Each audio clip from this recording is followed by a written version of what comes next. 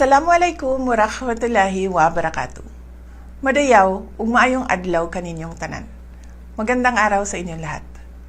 Isang masigla at mainit na pagbati ng bagong taon ang ipinapaabot ko sa bawat Pilipino sa buong mundo.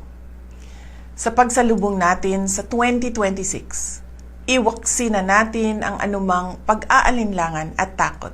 Ngayon ang simula ng isang panibagong kabanata, isang malinis na pahina na punong-puno ng pag-asa.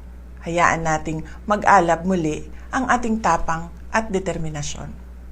Ano man ang hamon na ating haharapin, taglay natin ang pambihirang lakas upang malampasan ang lahat ng balakid. Sa bawat pagsubok, lalabas tayong mas matatag. Itinuring natin ang bagong taon na paanyaya upang magkaisa at magsimula ng may panibagong pananaw.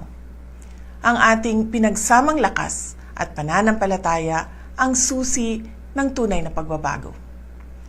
Sama-sama tayong magsikap at magdasal na ang 2026 ay maging taon ng pag-asa at pagpapala. Maligayang bagong taon sa inyong lahat, naway maging mas maliwanag at maunlad ang ating panibagong simula. Mahalin natin ang Pilipinas. Para sa Diyos sa bayan at sa bawat pamilyang Pilipino. Syukran.